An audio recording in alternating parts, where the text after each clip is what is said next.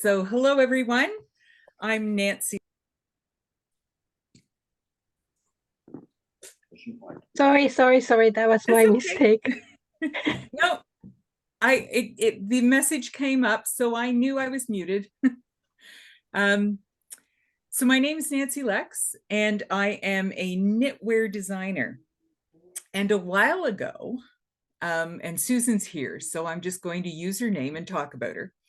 A while ago, Susan and one of the other knitters in one of my Zoom groups, who are both spinners, were talking about how much yarn they have spun and how they will never have enough time to knit it all up, but they keep buying more fiber anyway.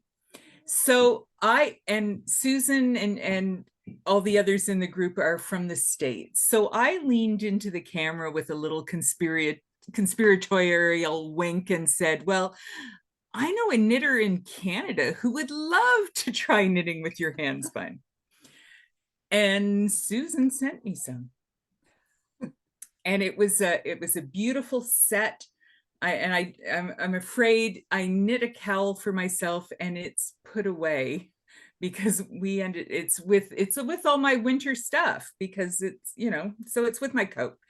And I knit this wonderful cowl in sequence knitting that it's big enough to pull up over your head like a hood. And then another one of the spinners said to me, you should design for handspun yarn. That would be a really good thing to add to your wheelhouse. And we would really appreciate it. All of us spinners love to have patterns that are designed for handspun. And I said, yeah, but I don't spin. So I don't have a supply of handspun. And I'll need a lot of it to practice with it before I can really design well. And Catherine leaned into the camera with a conspiratorial wink and said, Nancy, that's not a problem. And so now spinners from this Zoom group keep sending me yarn. And I'm having the time of my life designing with it. It is fabulous. So I've titled this presentation today, Hand Spun, Hand Dyed, Hand Knit. And I'm going to start with a few of the patterns that I've designed for hand spun yarn and tell you a little bit about my process for designing. And then I'm going to highlight some of the designs I've made for hand dyed yarn. And again, tell you a little bit about that process. All of my designs are hand knit. And so when I talk about the yarn or the shawl I knit with Eureka's yarn, we'll do a little bit of demonstrating of the knitting techniques that I used for this shawl. So hand spun, hand dyed, hand knit. I'm going to start with a simple scarf. This is hand spun yarn that was sent to me by a spinner who said in her note, my yarn is not like Susan's yarn. Susan's handspun was beautifully even. It was very consistent. And Katie said, my yarn is not like Susan's. And it will benefit from being knit quite densely. So I took her at her word and I first swatched it on 4mm needles. And I thought, okay, she might have said dense, but that's too dense. So I got a bigger needle, 4.5mm for all of you Americans in the crowd, that's a size 7. So I knit this scarf on size 7 needles, and she sent me this wonderful blue from Greenwood Fibers and this wonderful green from Inglenook Fibers. They're both Polworth wool. And I don't think she expected me to use them together, but I looked at them together and thought, no, I need to do something with this. So I put them together and I knit this scarf. And these the stripe sections are 2-row stripes, 2 rows of blue and 2 rows of green. And then I alternate the solid sections between green and blue. And the yarns are gradients, or, they fade. So you get lighter and darker fading into each other. It's really great. Simple garter stitch with a slip stitch to mix the stripes together, to mix the colors together. So a really, really simple knit. The reverse side really just looks like garter stitch. Those slip stitches sort of disappear. And of course, on the back side, those 2-row stripes mix together too. Of course, you can see where I wound in my ends on the wrong side. And the weaving in of ends was easy because in this section, there isn't any. You carry your yarn up the side. And then I don't carry the yarn up the side for the longer stripes, the wider stripes, but I wove in the ends as I went. I just worked them in on the backside, flipping them up and down. Stephen West has a good one. I think he calls it Weaving Stephen. Yes. So yeah, that method works just fine. There are other ways to do it, but you can weave it in as you go. So it was a really good way to use the 2 colors together. And yeah, I've seen some other versions of it with different colors and speckled yarns, and it works really well for all sorts of things. But, I was warned this yarn wasn't as even as Susan's would be, and it needed to be done densely. So that's why I chose a garter stitch pattern.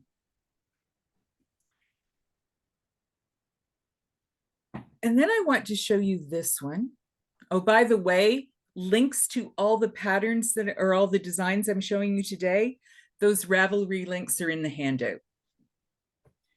So Catherine, who really was the one who decided I should design with handspun yarn, sent me this wonderful undyed white yarn spun from the fiber of lekxknits sheep. And it is a beautiful creamy white color.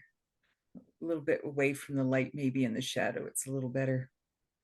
And this was spun a few years ago. And she told me in her note that her spinning has improved and that this yarn might in fact be a little lumpy bumpy as well.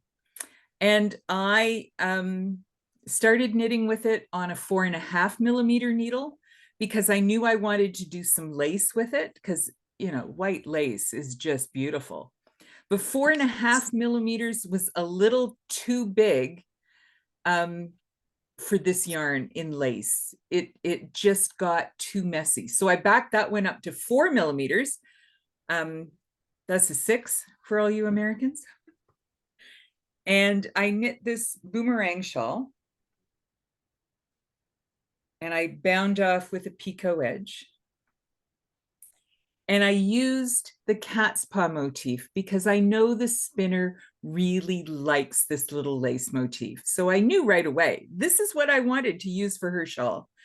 And I worked it in stripes, but the stripes are different sizes. So after the garter stitch setup rows, I did 8 rows of the motif and then 8 rows of garter. Then I did 24 rows of the motif and 24 rows of the garter, and then went back to 8 and 8 and 24 and 24. So it's the striping is a little more dynamic, but in the pattern, I provide suggestions of all different ways that you could stripe your shawl. Right? You could easily do it all in 8 rows each. One set of motifs is 8 rows. It could easily be 8 rows and 8 rows the whole way. It could be 24 rows of the lace and then just 8 rows of the garter all the way through. you can stripe it in all sorts of different ways. So the pattern gives you a general recipe, if you like, and then it also gives the specific instructions to make a shawl that looks just like this, and it gives you the specific instructions on how to knit that picot edge. So this one's undyed. This was dyed fiber from Inglenook Fibers. It's 100% Polworth. Judy, who's here, is the spinner of this one. This is gorgeous. This is about a sport weight, a heavy fingering, maybe a sport weight. She had over 800 yards in the skein that she sent, and there wasn't one knot. There wasn't one clumsy joining anywhere. It was just a smooth 800 yards of knitting. Nice. And it had this beautiful colorway. So I used a ripple stitch, variation of feather and fan. It's a 10-stitch repeat. I used that in the center and then added these plain wings, and the wings are wider than the center. So there's 2 stitches increased in the inside of each border, 1 stitch increased on each side of the central triangle, and then 2 again on the insides of the borders. So there's 6 stitches increased every right side row. So it grows quite quickly. There's over 400 stitches at the end. The stitch pattern gives a lovely scalloped edge in the middle. And for those of you who care about these things, this shawl doesn't point at your butt. This is not a difficult knit. It's the motif here is 4 rows, and 3 of them are plain. 2 of them are knit and 1 of them is purled. And then you do the eyelets on the 4th row. Those garter ridges that are in the ripple section, I continued out onto the wings. So you get a nice texture here too. Judy's yarn is incredibly consistent. I could have done the whole thing in lace and it would have been beautiful, but I really wanted to do this. I had this idea for a construction, and I think it's just perfect in this yarn.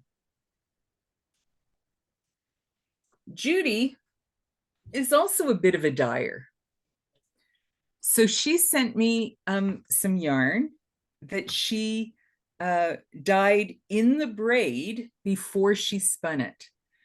She dyed it with food coloring, and she had wonderful yellow and white bits when it came out of the dye pot, and spinning it created this beautiful tonal yellow. It's an absolutely wonderful sunny color. And I did some sequence knitting with it. I like the combination of hand spun yarns and sequence knitting, because when the hand spun is a little lumpy and bumpy, the texture of sequence knitting hides the lumpy bumpy. Or put in a much more positive way, the lumpy bumpy nature of some hand spun yarns enhances the texture of sequence knitting. There you go. Much more positive spin. So with this one, I had some fun. So I did some shaped sequence knitting. So I'm creating what is a parallelogram, except that I got partway through and then I switched direction. And then I had even more fun because my zigs are twice as long as my zags. So you get this wonderful zigzag scarf pattern. It's a lot of fun to knit, and it's a really easy knit because all you do is knit 3, purl 3. At the end of the first row, It's a 2-row pattern. So you knit 3, purl 3 all across to the end of the first row, and then you increase and you knit 3, purl 3 all across the second row, and you decrease. So it's a really easy, it's a good zoom knit. And there are tips in the pattern for how to zig and zag it differently. Perhaps do the whole thing in one direction so that you end up with a parallelogram scarf. When you do that, the ends have this wonderful, elegant point when you do it all in one direction. So there's all sorts of those kinds of tips in the pattern that you can look at to really make this one your own. So there's my sort of bridge between hand dyed or hand spun and hand dyed. This yarn is also hand dyed, right? It was hand dyed by the people at Inglenook Fibres. This was really, home dyed as well as homespun. And it was absolutely fabulous to work with. This, I believe, was a mix of Polworth. No, this one was Polworth. Might have been Polworth and silk. I'd have to look that up. So hand dyed yarns have different kinds of challenges from hand spun. Hand spun can have some texture challenges. Hand dyed can have some color challenges. So I wanted to show you a couple of things first that don't have that kind of challenge because they're simply tonal yarns. So this is my sequence cowl number 1. I'm designing a series of sequence cowls, 1 per month in sequence knitting. So this is the first one. It's just a simple spiral. The second one, so this second one is the February cowl pattern. We had a little bit more fun. This top section is the same simple spiral as January's pattern, but here it's a little different, and on the bottom it's different again.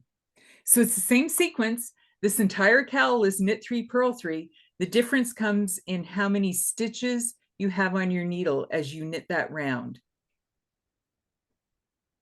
So these are tonals, and tonals don't often present as many challenges as some hand-dyed yarns, because hand-dyed yarns can get pretty colorful, and they don't always work for patterns like lace. Sometimes you want much simpler kinds of stitches in your work.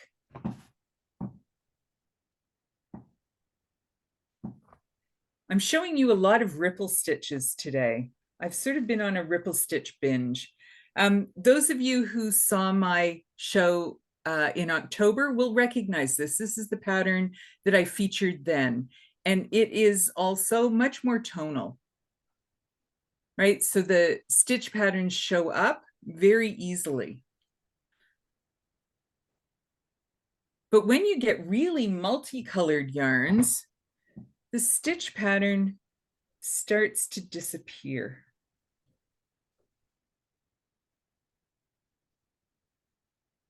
So when I design for multicolored yarns, I'm looking for really simple stitch patterns that are very regular. So here again, another kind of ripple stitch. So it's very regular. The solid sections always line up, and the holy sections always line up. So it will take to a multicolored yarn much more easily than a really fancy lace pattern will. And to really make use of the colorway, I started with a simple stocking stitch center. Right, so there the color is the highlight, and then just a lace border at the end. This one and this one are both single skein shawls. So when I was asking Eureka about the size of the balls, right, this is about the size you get with a single skein. Right, it's a good size.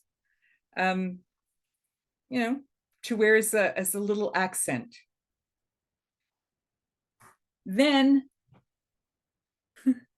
this one is 2 balls. This one's a little bigger. 2 different colors. As I said, this is Eureka's yarn. I'm looking for the wingspan. Wrong side.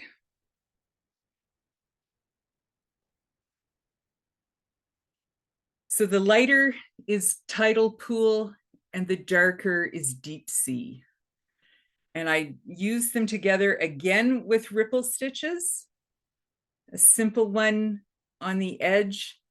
And that's this, well, it's not quite the same. I did a little bit of design work.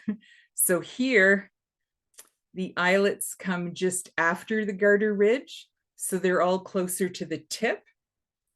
And on the border, the eyelets come just before the garter ridge, so they're always a little closer to the end. So a little design work there. And then the center is the crest of the wave pattern. So I've used 2 colors. I suggest in my pattern that you could easily make this shawl all one color because there are garter ridges at the beginning of the crest of the wave pattern and at the end. And that will provide a nice frame for the stitch patterns. So it would work in one color. You would still get some definition between the stitch patterns. And this lace pattern is quite simple. It's yarn overs, single decreases right leaning and single decreases left leaning. So I thought I would spend a little bit of time today giving you a demonstration of those kinds of decreases. So I did some knitting and I've knocked my little hand camera a couple of times while I was throwing yarn around. So I might have to aim it again and focus it again. We'll see. Oh, not too bad.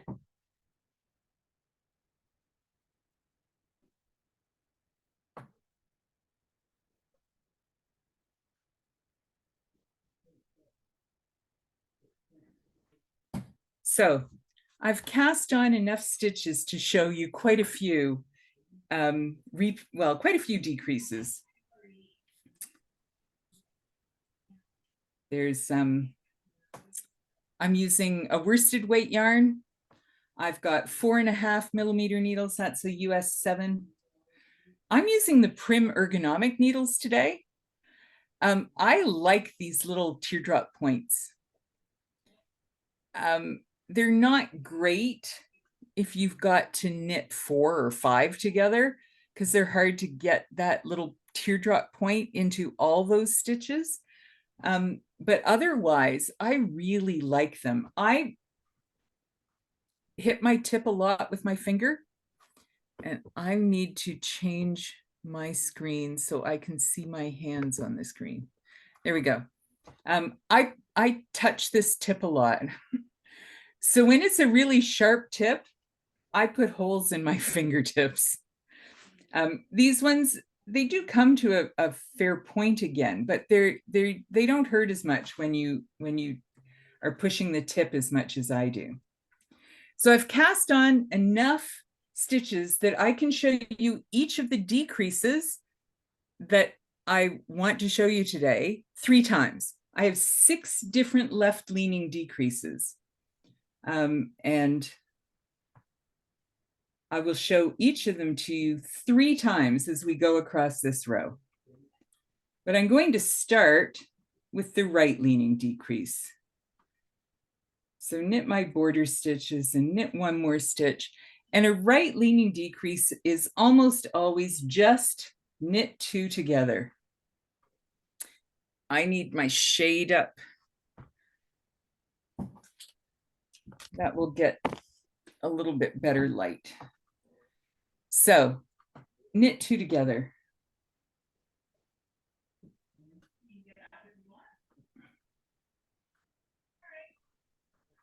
It makes a really neat, tight, right leaning decrease. There's at least one other way to do it, but I don't know anyone who uses it because knit two together is just so neat and tidy. Left-leaning decreases aren't always as neat and tidy. The easiest way to do it is to knit two together through the back loops. So your right hand needle goes into the back of this 2 stitches on your left hand needle. You wrap the yarn and you pull it through. It's really simple. And you would think knit two together and then knit two together through the back loops would be perfect mirror images of each other, but they're not. And I'll show you why. When you knit two together through the back loop, you twist that top stitch.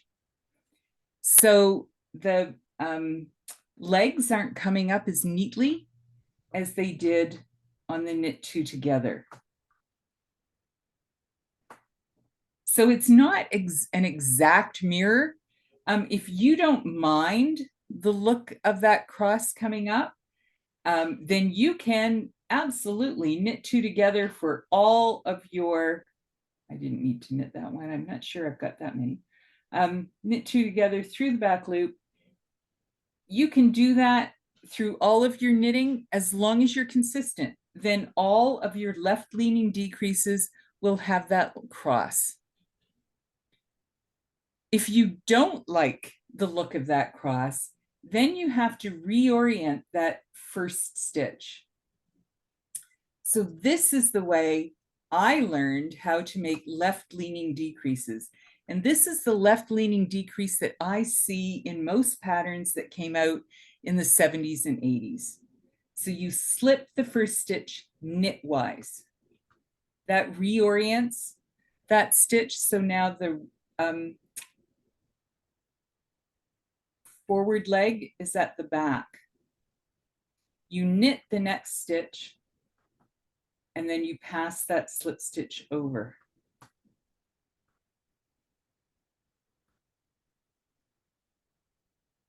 And you can see it doesn't have the cross that this one has. It's a little loose, it's a little tighter, it's a little neater. And it doesn't, because you reoriented that first stitch, it doesn't have that big cross that the knit two together through the back loops has. There's my 3 knit two together through the back loops. And there's the first. I'll do it again. Slip the first stitch knitwise, knit the second stitch, pass the slip stitch over. I'll knit one and I'll do it again. Slip the first stitch knitwise, knit the next stitch, pass the slip stitch over. So there's my 3 decreases.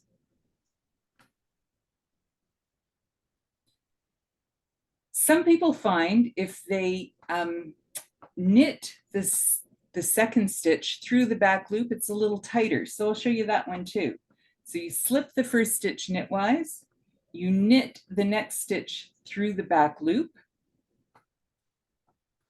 and then you pass the slip stitch over. I'll knit one and I'll do it again. Slip the first stitch knitwise, knit the second stitch through the back loop, pass the slip stitch over. I'll do it one more time. Knit a stitch just to give me a little bit of room. Slip the first stitch knitwise, knit the second stitch through the back loop, pass the slip stitch over.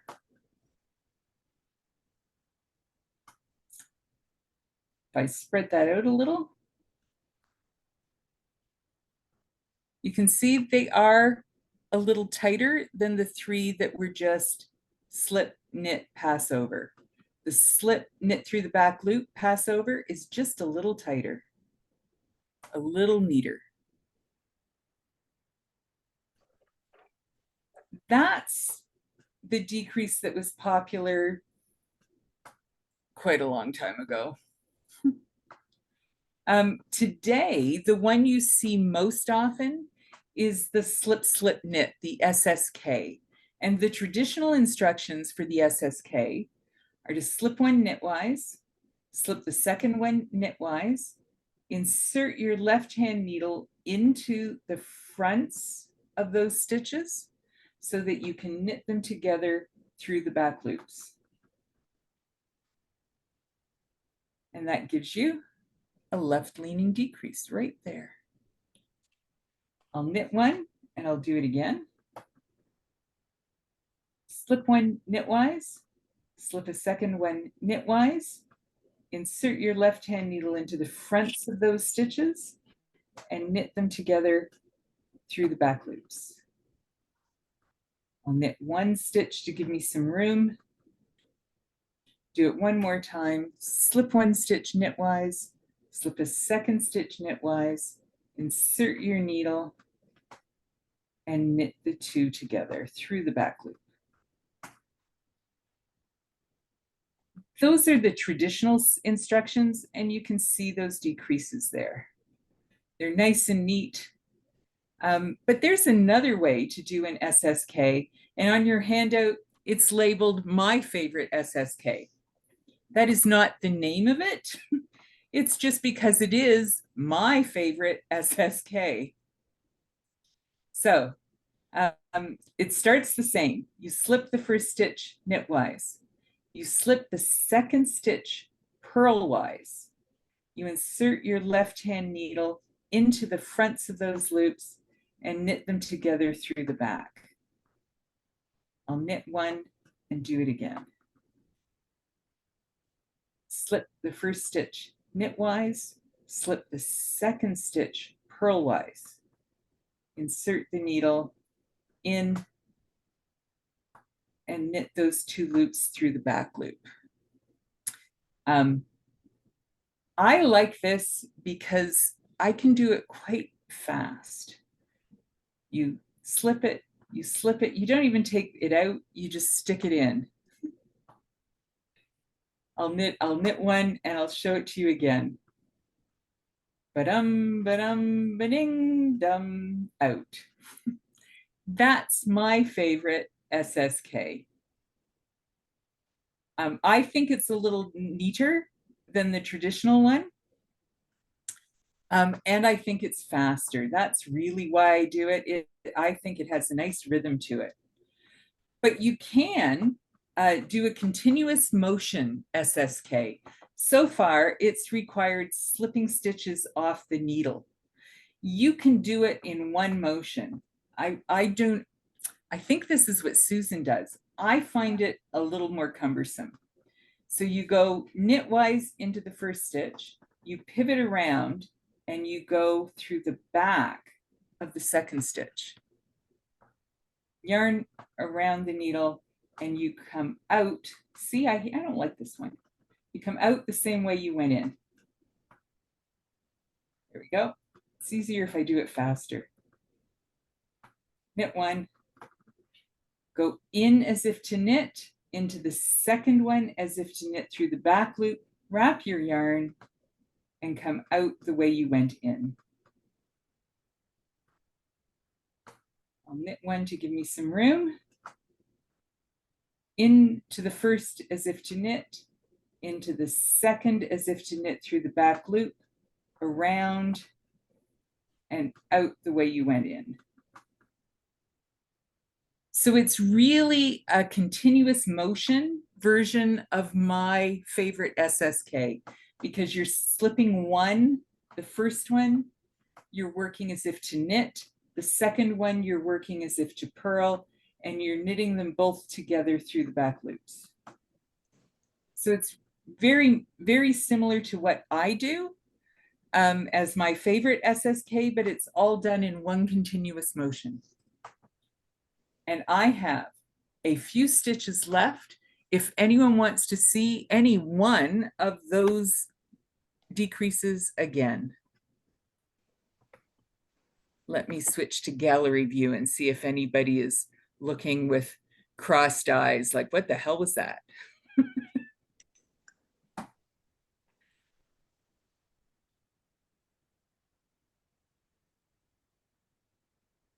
But you all seem quite happy. Yes, you can see my favorite again. Like I really don't like showing my favorites. I'm going to switch back to my hand views just to make sure that I'm in line with, because I do tend to go off screen when I'm knitting. So you slip the first one as if to knit, you slip the second one as if to purl, you put your left hand needle into the fronts of those two stitches and knit them together through the back loops. Or if you do it the way I do it, you just pivot a little, get that, you don't actually ever take that second needle out. You just pivot a little, get it through both stitches, and then take it off.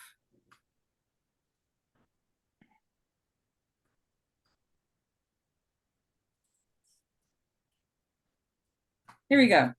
I have considerably fewer stitches on the next row than I had on the one I just did. There's left-leaning decreases, there's left-leaning decreases, there's some more left-leaning decreases. You can see them all. Oops.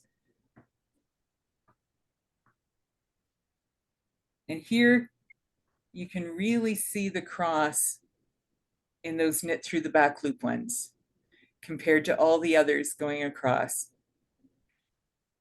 So reorienting, if you want a smooth line of decreases, you really need to reorient that first stitch.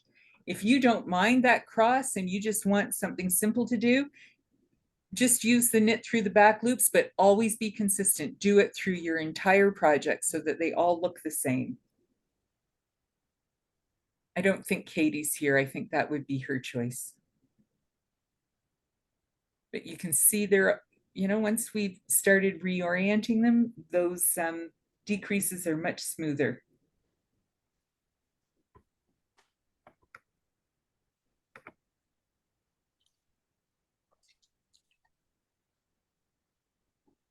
Any other questions? I could change this for a sec too.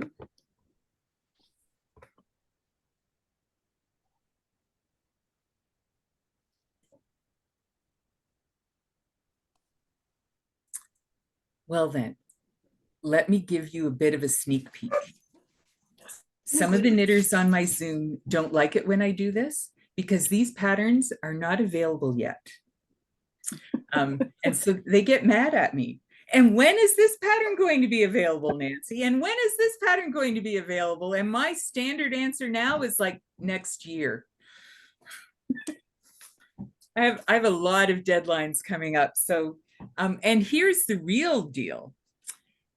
In the winter, when the weather is cool, I like to knit. In the summer, when it's too hot to knit, I like to write my patterns. So the fact that I have managed to release 3 patterns in the last 2 days is a bit of a minor miracle. I would much rather be spending all this wonderful cool weather knitting, especially something big. And I do have a huge plan in the works. So let me show you a few other things that I have in the works. So remember this wonderful shawl and the great shape that it was?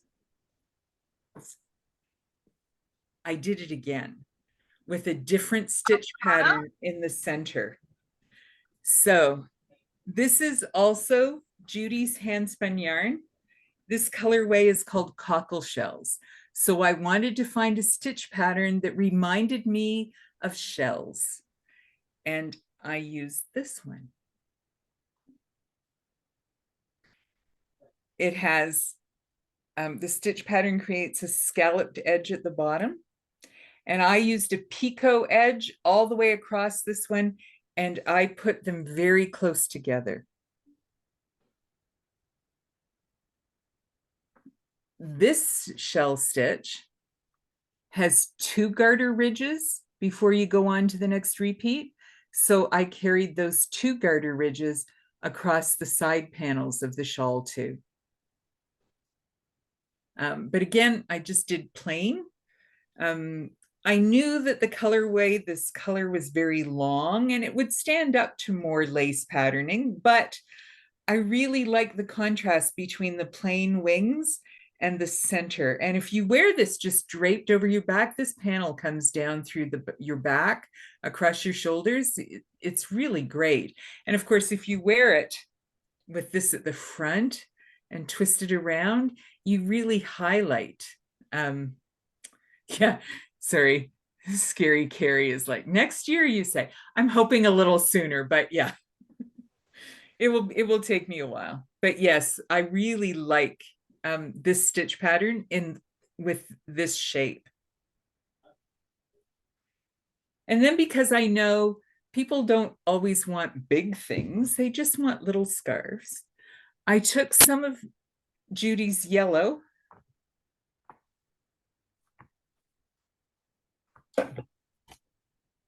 and I knit this.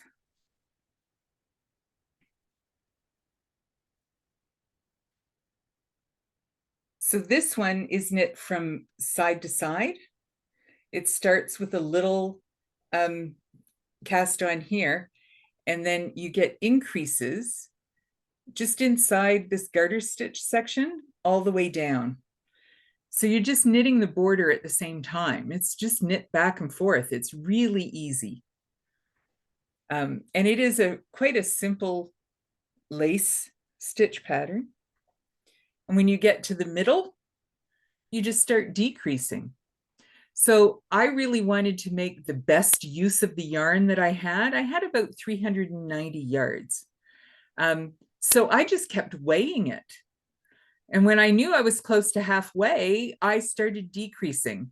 So the pattern shows you the increases and the decreases, but like this one right here, it also has a center transition section. So each pattern repeat has 2 increases on the way up and 2 increases on the way down. But in that middle section, it has 1 increase in the first half of the pattern repeat and 1 decrease in the second half of the repeat. So that puts that point right at the center of the shawl. So I have 13 pattern repeats going up, 1 transition row, and 13 more on the way down. So the pattern has all 3 of those sections. You, if you've got a good scale, can just keep weighing your yarn, and then you'll know if the transition section helps you to get the best use of your yarn or not, right? You could be very close to halfway and then just start decreasing.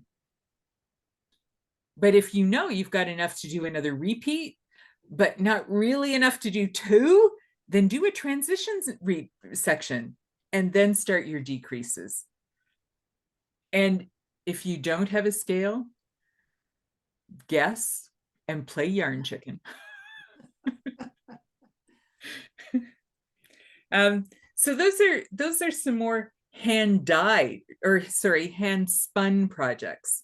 I've got another hand dyed project to show you, and I know Vicky's here, and Vicky loves this colorway. The yarn comes from Dylicious Yarn, and Terry from Tempe Yarn is here. She's the dyer, and she sent me some pooling yarn. It's the best. This is the colorway Prickly Pear, and Vicky, who's here, loves this colorway. And yes, I designed an assigned pooling pattern that uses yarn overs. So the main color, which is this wonderful purple, is always done in stocking stitch. But when I get to the accent color in this pooling yarn, I did a yarn over SSK, that would be my favorite SSK, on the right side, and a yarn over Purl 2 Together on the wrong side. So the and I got this, this is just luck too, that I got that brilliant section right in the middle. I just did a garter stitch edge, but this is with one of Terry's pooling yarns. So again, pattern's not out yet. And this will come out as a pair of patterns. I want to release them two at the same time because I have one that was done like this in stocking stitch, and I have one that was done in garter stitch. So it's knit every row, and it gives you a completely different kind of texture. That's a lot of fun. And then I have this yarn. This is my next hand-dyed project. I showed you the 2 cowls from my sequence cowl collection for this year. This is the yarn I'm using for spring, April, May, and June. So that lovely coral color I chose for winter, so you get to brighten up your winter. Those are the January, February, March cowls. This beautiful spring green is my April, May, and June's cowls. This yarn comes from All In Yarns, and her cards are really glossy. But I think, yeah, that's not too bad. And she has these wonderful photos that she took on her travels. This was in Ireland. And she uses the pictures as inspiration for her colorways. So her colors are all inspired by her own photos. So yeah, this really doesn't have a pattern yet. But the patterns will come out on the 1st of April, the 1st of May, and the 1st of June. And then I get a different colorway for the next 3 cowls. And I use the same sequence for the 3 cowls in the same color. So you end up with a nice collection at the end of the year. And you can find the 2 patterns that exist already on my Ravelry page, and you have the link to my designer page on the handout.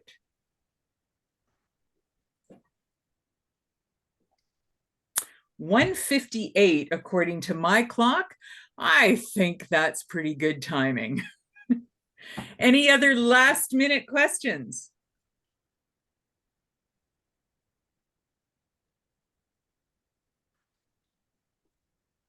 Well, you actually have 1 hour, so you have 10 more minutes. Oh, that's true. That's true. I can keep going. I'm just going to put the link to the handout back in the chat again.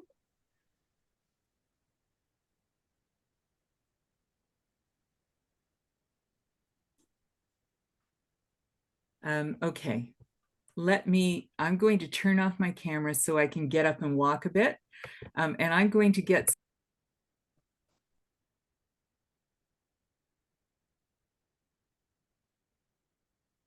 You muted yourself.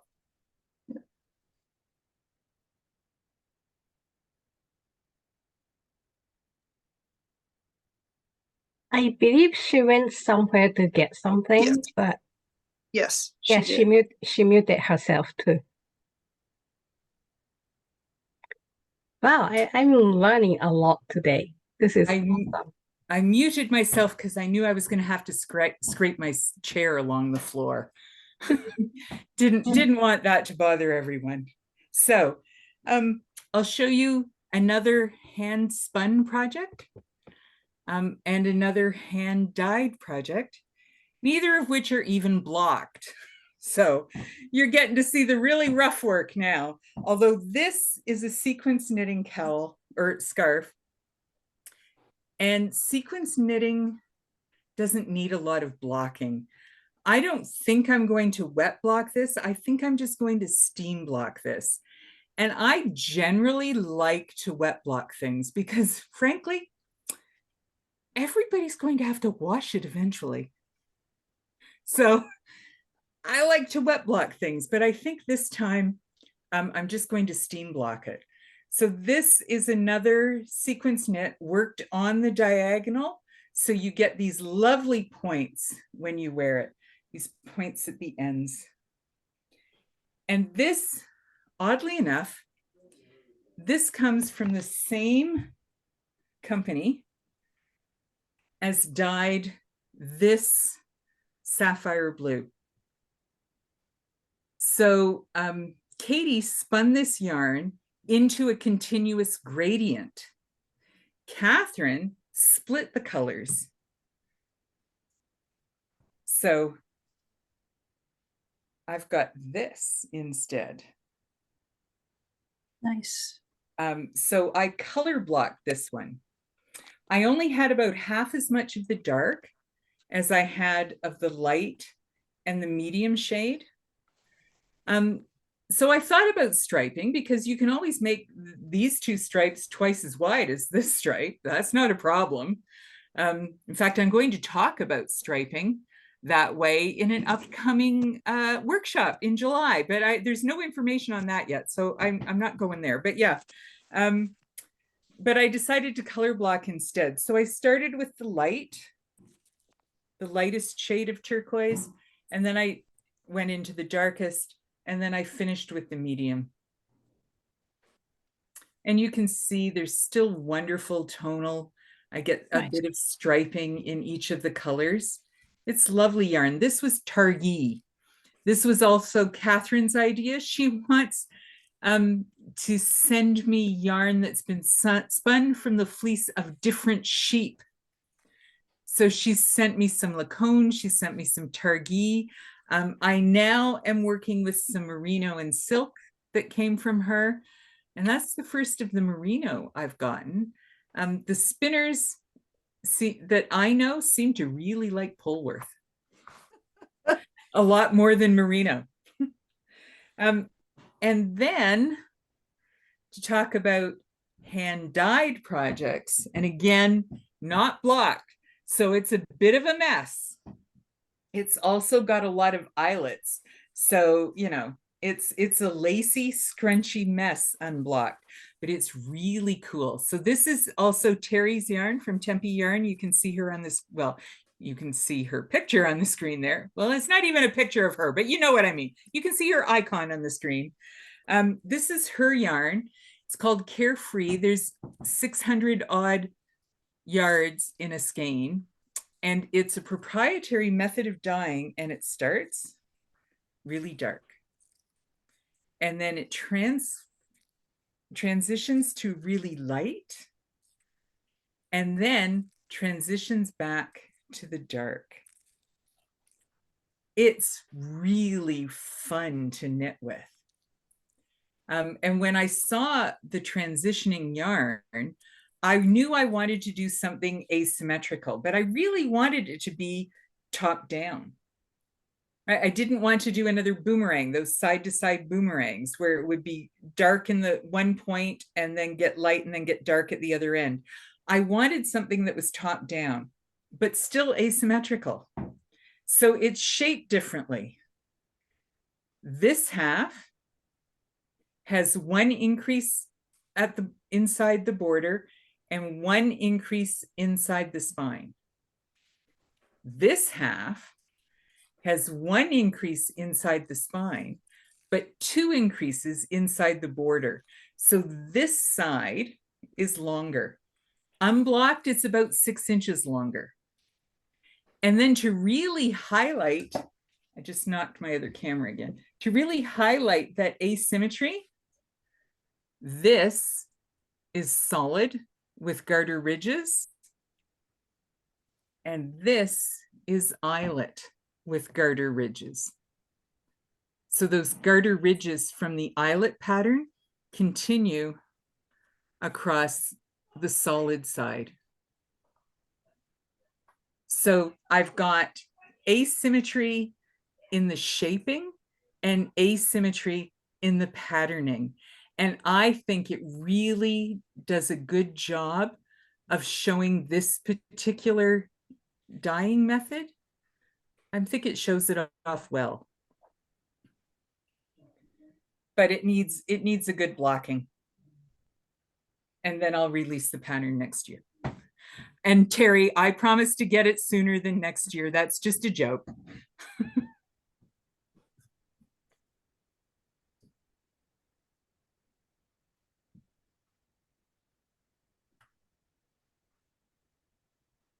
So now I'm at 205. I'm sure if I mean, I have a stack of knitting here beside me. If you want to see anything there, or the shawl behind me is something different again. The shawl behind me was knit with a limited edition from Sweet Paprika Designs. They did a subscription last year called Beyond Merino, and every 2 months you got a box of yarn that wasn't merino. This one behind me is Cormo, and the gray you see, that sort of, yeah, gray is probably better, is at the bottom on the border is the undyed yarn, and then I chose that wonderful golden colorway. They did it in 3 versions. Oh, look at this. Monica wants to know, is there a coupon code? FLA20. It's on the handout. FLA, so Fibre Love Affair, FLA, all caps, 2020. Switch this meeting group chat. FLA20. That will get you 20% off any of my self-published patterns, right? So there's some there that are were published by KFI, Knitting Fever Inc. There's one there from Koigu. There's several from Cascade Yarns, but anything that is my self-published pattern, absolutely. FLA20 will get you 20% off any of those patterns until the end of the month. And that's on the handout. So it's on page 2 and again on page 3. So yep, you've got that information when you leave. Can you tell us again how to get the handout? I put a link into the chat. I can't find it. I have a terrible time with the chats. Okay, that's Bev. Yep. I will email it to you. Thank you. Okay, welcome. I'm sorry. That's I'm not sorry. a problem. I have your email, so I can email it to you. There's lots of people on this screen that I don't have the email for, but I do have yours. So I'll just email it to you at the end. All right, thank you. You're welcome.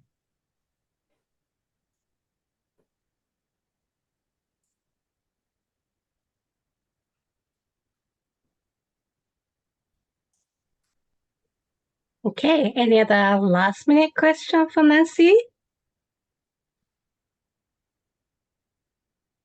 This is my stack. I'll just say this is my stack of sequence knitting, because last year I did sequence washcloths as a pattern a month. This year I'm doing sequence cowls a pattern a month. So I just keep my stack of sequence knitting sitting beside me. I'm teaching a class on sequence knitting next month, March 5th, with a river of yarn from Keene, that's just outside Peterborough, Ontario. We're doing a virtual class, and I've put the link for the information there in the chat. I'm also doing one on March 3rd called A Trilogy of Triangles. So that is March 3rd at 3 o'clock Pacific time. It's hosted from California. So that's 333 for a workshop called A Trilogy of Triangles. Bad pun, good class.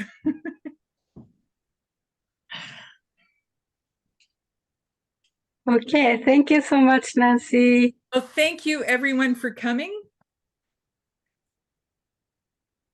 Thank you. I hope to see you at the next one. Loved it.